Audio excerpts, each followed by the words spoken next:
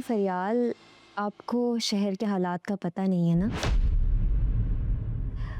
मैं इस तरह का कुछ नहीं पहनूंगी, बस मैं चलती हूँ। चलो, तुम्हारी मर्जी। आप बहुत अच्छी हैं फरियाल, आपका बहुत बहुत शुक्रिया। इतने प्यार से कभी किसी ने मुझसे बात नहीं की, इतना ख्याल मेरा कभी किसी ने नहीं रखा। बहुत शुक्रिया। शुक्रिया को छोड़ो, अब तुम जाओ, सब तुम्हारा इंतजार कर रहे होंगे।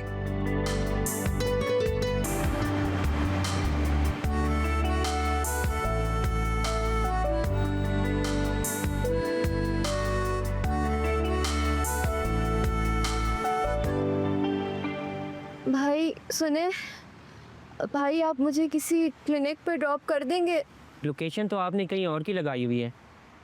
जी जी, जाना तो मुझे कहीं और था, मगर इससे पूरी तबीयत ज़्यादा ख़राब हो रही है तो मुझे पहले डॉक्टर के पास जाने की ज़रूरत है।